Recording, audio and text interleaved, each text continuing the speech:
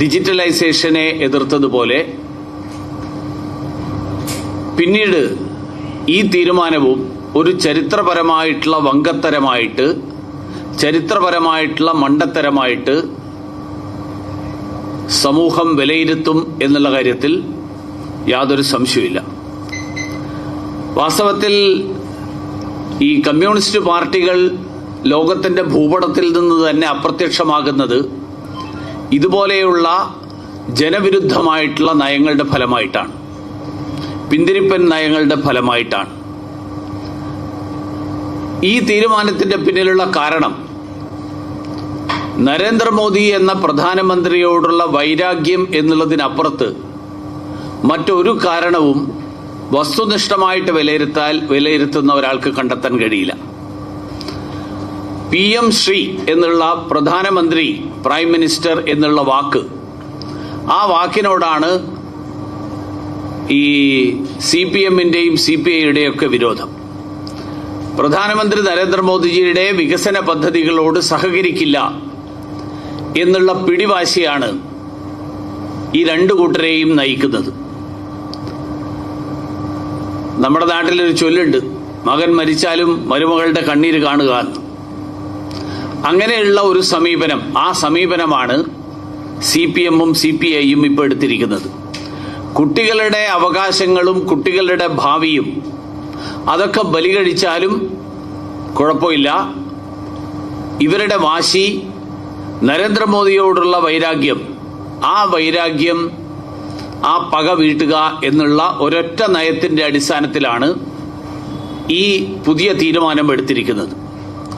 നമ്മുടെ രാജ്യത്തെ 95% സംസ്ഥാനങ്ങളിലെ കുട്ടികൾക്കും ലഭിക്കുന്ന അവകാശങ്ങൾ, അത് കേരളത്തിലെ കുട്ടികൾക്ക് മാത്രം നിഷേധിക്കപ്പെടുന്നത് അത് ശരിയാണോ എന്ന് കേരളീയ സമൂഹം ചിന്തിക്കണം എന്നാണ് ഭാരതീയ ജനതാ പാർട്ടിക്ക് കേരളത്തിലെ ജനങ്ങളോട് അഭ്യർത്ഥിക്കാനുള്ളത്. ദേശീയ വിദ്യാഭ്യാസ നയത്തെക്കുറിച്ച് കഴിഞ്ഞ കുറെ ദിവസങ്ങളായിട്ട് ചില മാധ്യമപ്രവർത്തകരുടെ അടക്കം ചില വീഡിയോകൾ ഞാൻ കണ്ടു. ആയിട്ട് ഒരു ബന്ധവുമില്ലാത്ത കാര്യങ്ങൾ, ആരെയൊക്കെയോ സന്തോഷിപ്പിക്കാൻ വേണ്ടി പടച്ചുവിടുന്ന നുണകൾ, ഈ നുണകൾ പ്രചരിപ്പിച്ചുകൊണ്ട് ദേശീയ വിദ്യാഭ്യാസ നയത്തെ ജനങ്ങളുടെ മുന്നിൽ തെറ്റിദ്ധാരണാജനകമായിട്ട് അവതരിപ്പിച്ചുകൊണ്ടിരിക്കുകയാണ്. ഞാനൊരു വീഡിയോ കണ്ടത്, ഗാന്ധിവധത്തെക്കുറിച്ച് മഹാത്മാഗാന്ധി മരിച്ചു എന്ന് NEP സിലബസിൽ പറയുന്നു എന്നാണ് CPI നേതാവായിട്ടുള്ള ബിനോയ് വിശ്വത്തിന്റെ ഒരു വീഡിയോയിൽ പറയുന്നത്. ഞാൻ ബിനോയ് വിശ്വത്തെ വെല്ലുവിളിക്കുകയാണ്. ഏത് പുസ്തകത്തിൽ നിന്നാണ് ബിനോയ് വിശ്വം ഈ വാചകങ്ങൾ എടുത്തിരിക്കുന്നത്? അതൊന്ന് വായിച്ച് കേൾപ്പിക്കണം. ഞാനിത് ഒരു കേരളത്തിലെ ഒരു പത്രത്തിൽ, ഇംഗ്ലീഷ് പത്രത്തിൽ വന്നിട്ടുള്ള ഒരു വാർത്തയുടെ അടിസ്ഥാനത്തിലായിരിക്കും ഒരുപക്ഷെ അദ്ദേഹം പറഞ്ഞിരിക്കുന്നത്. പക്ഷേ വസ്തുത 12ാം ക്ലാസ്സിലെ ഹിസ്റ്ററി ടെക്സ്റ്റ് ബുക്കിൽ ഇത് സംബന്ധിച്ചിട്ടുള്ള പരാമർശം ഞാൻ വായിക്കാം. At his daily press meeting on the evening of 30th January, Gandhiji was shot dead by a young man. The assassin who surrendered afterwards was Nathuram Godse. ഇവിടെ ഗാന്ധിജി ദിവംഗതനായി എന്ന് ഈ ഇംഗ്ലീഷ് വാചകം വായിച്ചിട്ട് ആരെങ്കിലും എന്ന് ബിനോയ് വിശ്വത്തിന് തോന്നുന്നുണ്ടെങ്കിൽ, ബിനോയ് വിശ്വം ഇംഗ്ലീഷ് ഭാഷയിലുള്ള പരിജ്ഞാനം വർദ്ധിപ്പിക്കുക എന്നുള്ളത് മാത്രമേ പരിഹാരമുള്ളൂ. അതുകൊണ്ട് ഈ തരത്തിലുള്ള പച്ചക്കള്ളങ്ങൾ പ്രചരിപ്പിച്ചുകൊണ്ട് NEP-യെക്കുറിച്ച് തെറ്റിദ്ധാരണാജനകമായിട്ടുള്ള പ്രചരണം, ആ പ്രചരണം നടത്തുക എന്നുള്ള ആ ലക്ഷ്യമാണ് ഇവർ രണ്ടുപേരും നടത്തിക്കൊണ്ടിരിക്കുന്നത്. ഗാന്ധിവധത്തിൽ ഹിന്ദു മുസ്ലിം സ്പർദ്ധ, ആ സ്പർദ്ധ പഠിപ്പിക്കുന്നില്ല എന്നുള്ളതാണ് ഇവരുടെ ആക്ഷേപം. ഗുജറാത്തിലെ വർഗീയ കലാപം പഠിപ്പിക്കുന്നില്ല എന്നതാണ് പ്രശ്നം. ഈ രാജ്യം മുന്നോട്ട് കൊണ്ടുപോകുന്നതിന് തടസ്സം സൃഷ്ടിക്കുന്ന തരത്തിൽ പഴയകാലത്തെ അസുഖകരമായിട്ടുള്ള കാര്യങ്ങൾ, ആ കാര്യങ്ങൾ മുഴുവൻ വീണ്ടും വീണ്ടും ഓർമ്മിപ്പിച്ചുകൊണ്ടേയിരിക്കണം എന്നുള്ള നയമാണ്. കാരണം ബ്രിട്ടീഷുകാർ ചെയ്തിരുന്ന ഒരു നിലപാടാണത്, ഭിന്നിപ്പിച്ച് ഭരിക്കുക. ഈ രാജ്യത്തെ വിവിധ സമുദായങ്ങളിൽപ്പെടുന്ന ആളുകളെ അവരെ ഭിന്നിപ്പിച്ച് അകറ്റി നിർത്തിക്കൊണ്ട് അതിൽ നിന്ന് രാഷ്ട്രീയ ലാഭം കൊയ്യാൻ വേണ്ടിയിട്ടുള്ള ശ്രമം, ആ ശ്രമം കേരളത്തിൽ നടപ്പിലാക്കുക എന്നുള്ള തന്ത്രമാണ് CPM-ഉം CPI-യും പയറ്റിക്കൊണ്ടിരിക്കുന്നത്. ഇർഫാൻ ഹബീബിനെയും റൊമീല താപ്പറെയും മാത്രമേ ചരിത്രകാരന്മാരായിട്ട് അംഗീകരിക്കുള്ളൂ എന്നുള്ള സമീപനമാണ് ഇവർ രണ്ടു കൂട്ടരും എടുത്തിട്ടുള്ളത്. അങ്ങനെ രണ്ടുപേര് മാത്രമേ നമ്മുടെ നാട്ടിൽ ചരിത്രം അറിയുന്ന ആളുകളുള്ളൂ എന്നുള്ള നിലപാട് കേന്ദ്ര സർക്കാരിനില്ല. മുൻകാലങ്ങളിൽ ഭരിച്ചിട്ടുള്ള കോൺഗ്രസ് സർക്കാരുകൾ അവരുടെ കണ്ണടയുടെ പ്രത്യേകത കൊണ്ട് അങ്ങനെ കരുതിയിട്ടുണ്ടാകാം. ഭാരതീയ ജനതാ പാർട്ടി ഈ രാജ്യത്ത് വസ്തുനിഷ്ഠമായിട്ട് ചരിത്രം പഠിക്കാൻ എല്ലാവർക്കും അവസരമുണ്ടാകണം. അതിന് നിരവധി ചരിത്രകാരന്മാരുണ്ട്. അവരുടെ പുസ്തകങ്ങൾ, അവരുടെ എഴുത്തുകൾ, അവരുടെ സാഹിത്യം, അവരുടെ രചനകൾ, ആ രചനകളൊക്കെ പഠിപ്പിക്കാൻ അതിനു വേണ്ടിയിട്ടുള്ള അക്കാദമിക് വിദഗ്ധന്മാരെ വെച്ചുകൊണ്ട് തയ്യാറാക്കിയിട്ടുള്ള പാഠ്യപുസ്തകങ്ങളും സിലബസും ഒക്കെയാണ് ഈ ദേശീയ വിദ്യാഭ്യാസ നയത്തിന്റെ ഭാഗമായിട്ടുള്ളത്. അപ്പോൾ അത് ഇത്രയും കാലം ഒളിച്ചു കടത്തിയിട്ടുള്ള കമ്മ്യൂണിസ്റ്റ് അജണ്ട, ആ കമ്മ്യൂണിസ്റ്റ് അജണ്ടയുടെ വസ്തുതകൾ പുറത്തു വരും എന്നുള്ളതാണ് ഈ പുതിയ വിദ്യാഭ്യാസ നയം കേരളത്തിൽ നടപ്പിലാക്കരുത് എന്ന് പറയുന്നവരുടെ പിന്നിലുള്ള താല്പര്യം. പിന്നെ ഗണപതിയാണ് ആദ്യ പ്ലാസ്റ്റിക് സർജറി നടത്തിയ ആൾ എന്ന് പഠിപ്പിക്കുമെന്നാണ് ബിനോയ് വിശ്വം പറയുന്നത്. NCERTയുടെ ഏത് പുസ്തകത്തിലാണ്, ഏത് പാഠപുസ്തകത്തിലാണ് ഈ തരത്തിലുള്ള ഒരു പരാമർശമുള്ളത് എന്ന് ബിനോയ് വിശ്വം എന്ന് പറയണം. ഞാൻ തെളിവ് നിരത്താൻ വേണ്ടിയിട്ട് തന്നെ കമ്മ്യൂണിസ്റ്റുകാരെ വെല്ലുവിളിക്കുകയാണ്. ചരിത്രത്തിന്റെ എല്ലാ വശങ്ങളും മൂടിവെച്ചിട്ടുള്ള ചില ചരിത്ര സത്യങ്ങൾ, പക്ഷെ അതൊന്നും തന്നെ ദേശീയ വിദ്യാഭ്യാസ നയം പറയുന്നത് ഇതൊന്നും തന്നെ അടിച്ചേൽപ്പിക്കാൻ പോകുന്നില്ല. കാരണം കരിക്കുലത്തിന്റെ കാര്യത്തിൽ സംസ്ഥാനങ്ങൾക്ക് കൃത്യമായിട്ടുള്ള റോളുണ്ട്. ദേശീയ വിദ്യാഭ്യാസ നയം തന്നെ പറയുന്നത് കരിക്കുലം വിവിധ സംസ്ഥാനങ്ങളിൽ ആ സംസ്ഥാനങ്ങളിലെ സാഹചര്യങ്ങൾ കൂടി മനസ്സിലാക്കിക്കൊണ്ട് ആ സാഹചര്യങ്ങൾക്കനുസരിച്ചിട്ടുള്ള കരിക്കുലം, അതിനു വേണ്ടിയിട്ടുള്ള പാഠപുസ്തകങ്ങൾ സംസ്ഥാനങ്ങൾക്ക് നിർണയിക്കാം എന്ന് തന്നെയാണ്. ഇവിടെ ശിവൻകുട്ടി പറയുന്നുണ്ട്, ഞങ്ങൾ കേന്ദ്രത്തിൽ തരുന്നതൊന്നും നടപ്പിലാക്കില്ല. കേന്ദ്രത്തിൽ നിന്ന് ഇന്നേ പാഠപുസ്തകം നടപ്പിലാക്കണമെന്ന് പറഞ്ഞിട്ട് ഒരു പാഠപുസ്തകവും കേന്ദ്ര സർക്കാർ നൽകിയിട്ടില്ല. സംസ്ഥാനങ്ങളാണ് അത് ഉണ്ടാക്കേണ്ടത്. അപ്പൊ ഞങ്ങൾ അവിടുന്ന് തരുന്നത് നടപ്പിലാക്കാത്ത വലിയ ധീരന്മാരാണ് എന്ന് ജനങ്ങളുടെ മുന്നിൽ തെറ്റിദ്ധാരണാജനകമായിട്ടുള്ള പ്രചരണം നടത്തി കയ്യടി വാങ്ങുന്നതിന് പകരം വസ്തുതകളായി കണ്ടുകൊണ്ട് ഈ വിഷയത്തെ സമീപിക്കണം എന്നുള്ളതാണ് ഭാരതീയ ജനതാ പാർട്ടിക്ക് പറയാനുള്ളത്. PM ഉഷയുടെ ഭാഗമായിട്ട് ഉന്നത വിദ്യാഭ്യാസ രംഗത്ത് NEP നടപ്പിലാക്കി. എന്താ കേരളത്തിൽ അപകടം ഉണ്ടായിട്ടുള്ളത്?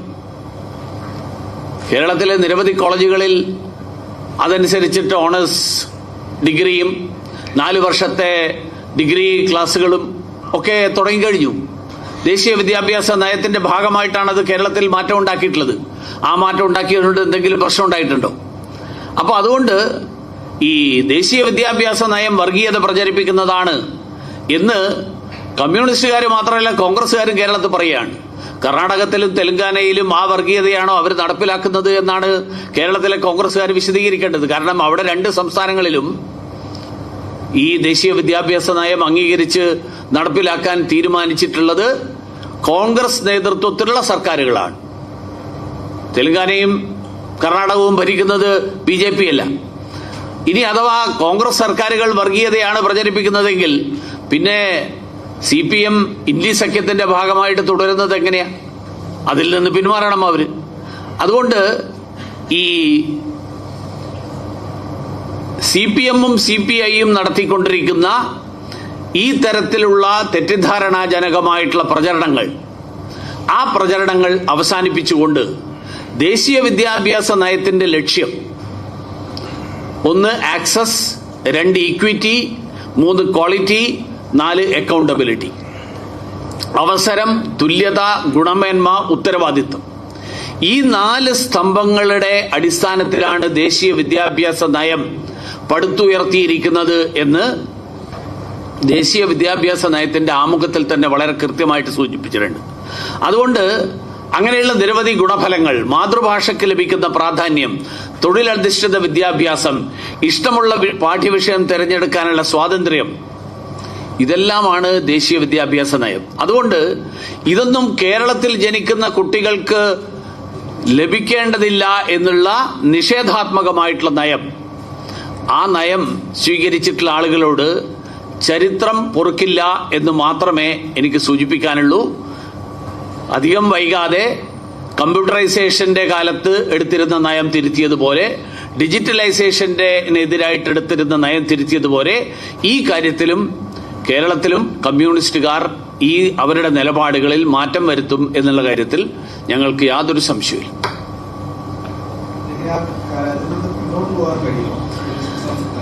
ഞാൻ നിങ്ങൾക്ക് വായിച്ചു കേൾപ്പിച്ചു തരാം. ഇവർ തന്നെ ഒപ്പിട്ടിട്ടുള്ള ധാരണാപത്രം. ഒന്ന്, ഈ സർക്കാരിലെ മന്ത്രിമാരുടെ എനിക്ക് വലിയൊരു ബുദ്ധിമുട്ടുള്ളതെന്ന് വെച്ച് കഴിഞ്ഞാൽ, ഒന്നുകിൽ ഇവർ ജനങ്ങളെ വിഡ്ഢികളാക്കുന്നു, അല്ലെങ്കിൽ ഇവരെന്താ എഴുതി ഒപ്പിട്ട് കൊടുത്തിരിക്കുന്നത് എന്നുള്ളത് അവർക്ക് തന്നെ അറിയില്ല. ഇവർ പറഞ്ഞിരിക്കുന്നത്, in the event the department of secondary education and learning MOE Government of India reserves the right to resign, cancel, terminate the agreement in the interest of public by giving a notice of 30 days. എന്ന് പറഞ്ഞാൽ ഇത് റദ്ദാക്കാൻ കേന്ദ്ര സർക്കാരിന് മാത്രമേ അധികാരമുള്ളൂ. സംസ്ഥാന സർക്കാരിൽ നിന്ന് പിൻവാങ്ങാനുള്ള ഒരു അധികാരമില്ല. ആകെയുള്ളത് പറയുന്നത്, in the event of any amendment, alteration or modification in the terms of the agreement, it shall be met through mutual consent of both the parties. മാറ്റങ്ങൾ എന്തെങ്കിലും വരുത്തണമെങ്കിൽ എന്ന് പറഞ്ഞാൽ, ഞങ്ങളിപ്പോ പറയുന്നത് ഞങ്ങൾ കത്തെഴുതുന്നതാണ്. കത്തെഴുതുന്നത് പ്രാവർത്തികമാകണമെങ്കിൽ കേന്ദ്ര സർക്കാരും സംസ്ഥാന സർക്കാരും ഉഭയകക്ഷി ധാരണയുടെ അടിസ്ഥാനത്തിൽ തീരുമാനമെടുത്തു കഴിഞ്ഞാൽ, യോജിച്ച് തീരുമാനമെടുത്താൽ മാത്രമേ ഈ ഒപ്പിട്ടതിൽ നിന്ന് പിന്മാറാൻ കഴിയുകയുള്ളൂ എന്ന് കേരള സർക്കാർ ഒപ്പിട്ട് കൊടുത്തിരിക്കുകയാണ്. ഇത് അവിടുന്ന് അടിച്ചേൽപ്പിച്ചതല്ല. കേരള സർക്കാരിന്റെ ധാരണാപത്രത്തിലെ വാചകമാണ് ഞാൻ വായിച്ചത്. ഇനി ഈ ഇംഗ്ലീഷ് വായിക്കാൻ മനസ്സിലാകാത്ത ആളുകളാണെങ്കിൽ, മനസ്സിലാകുന്ന ആരെക്കൊണ്ടെങ്കിലും വായിച്ച് അർത്ഥം കേൾപ്പിച്ച് കാര്യങ്ങൾ മനസ്സിലാക്കണമെന്നാണ് എനിക്ക് ഈ സർക്കാരിന്റെ ഭാഗമായിട്ടുള്ള മന്ത്രിമാരാണെങ്കിലും, നിങ്ങൾ മാധ്യമപ്രവർത്തകരും എല്ലാവരും വാർത്ത കൊടുക്കുന്നുണ്ട്, പിന്മാറാൻ തീരുമാനിച്ചു. നിങ്ങളെങ്കിലും ഈ ധാരണാപത്രം ഒന്ന് വായിക്കണം.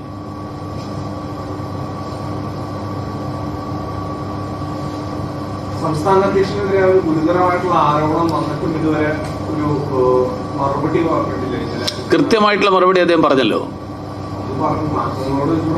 അദ്ദേഹം വളരെ കൃത്യമായിട്ട് മറുപടി പറഞ്ഞു. ആ പറഞ്ഞതിന് അപ്പുറത്തൊന്നും പറയാനുമില്ല. അങ്ങനെയല്ല, അതിനെ സംബന്ധിച്ച് പറയേണ്ടതൊക്കെ അദ്ദേഹം പറഞ്ഞു കഴിഞ്ഞു. അതിൽ കൂടുതൽ ഞാൻ പറയേണ്ട ആവശ്യമില്ല.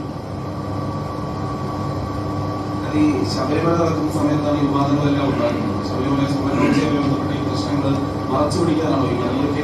അല്ല, അങ്ങനെ ആരും സ്വപ്നം കാണണ്ട.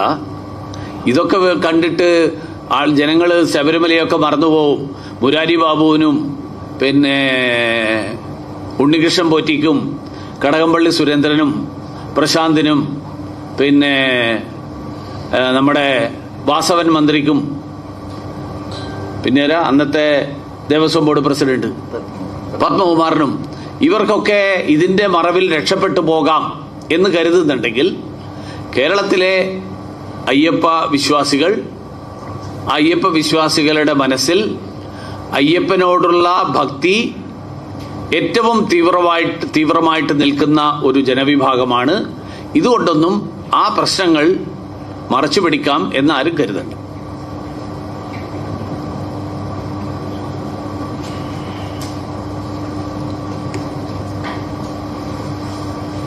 ഒരു കാർഷിക മേഖലയുമായി ബന്ധപ്പെട്ട ഒരു കാര്യം കൂടി.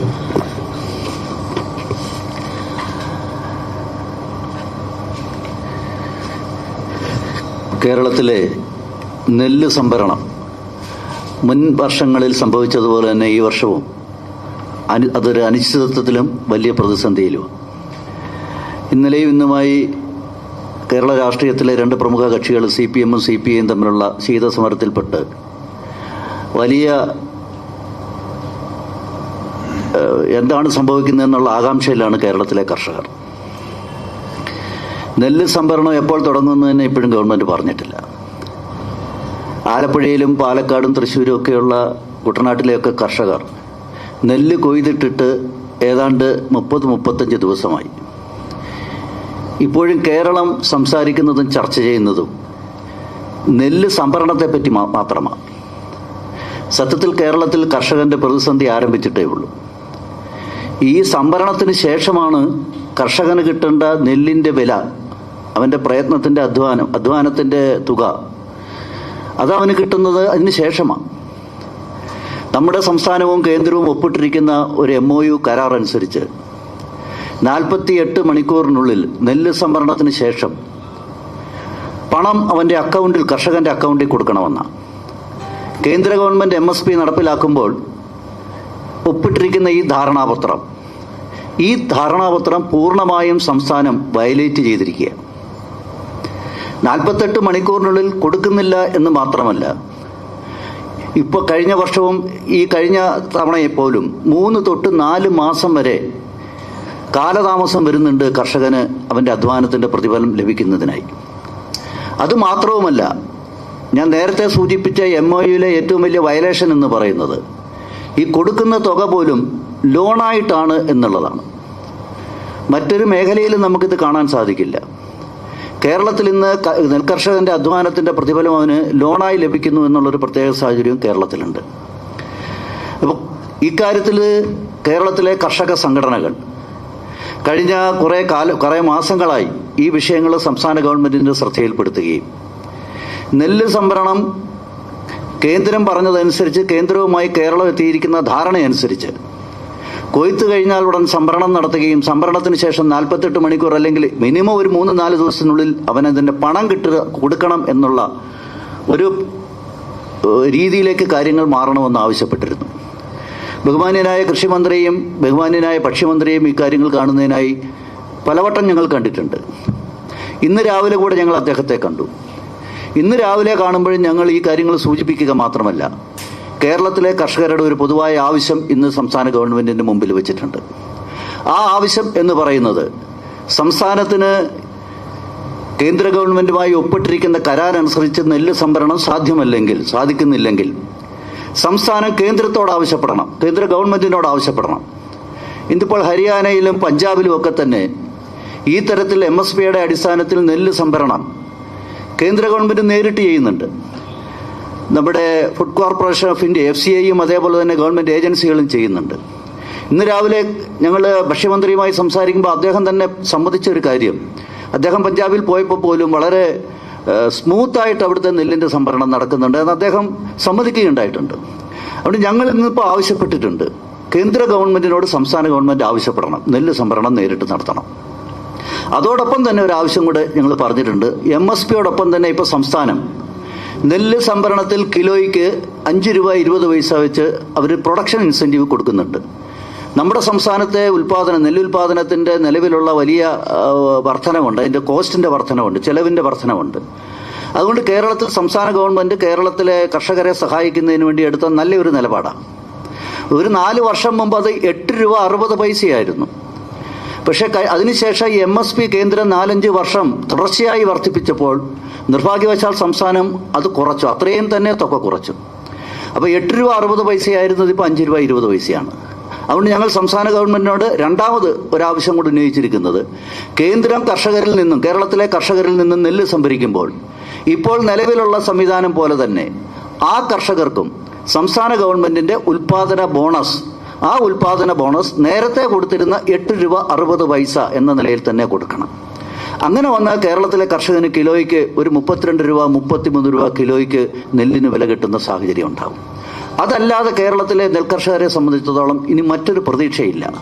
കാരണം കഴിഞ്ഞ കുറേ കാലങ്ങളായി കേരളത്തിൽ നിലവിലുള്ള സംവിധാനം, ഡീസലൈസ്ഡ് പൂളിൽ കേന്ദ്രവുമായി ഒപ്പിട്ടിരിക്കുന്ന നിലവിലെ സംവിധാനം പരാജയപ്പെട്ട ഈ സാഹചര്യത്തിൽ നിർബന്ധമായും സംസ്ഥാന ഗവൺമെന്റ് കേന്ദ്രത്തോട് നെല്ല് സംഭരണം നേരിട്ട് നടത്തണം എന്നുള്ള ആവശ്യം ഇന്ന് ഞങ്ങൾ ഉന്നയിച്ചിട്ടുണ്ട്. ഗവൺമെന്റ് അതിന് അനുകൂലമായി പ്രതികരിക്കും എന്നാണ് ഞങ്ങളുടെ പ്രതീക്ഷ.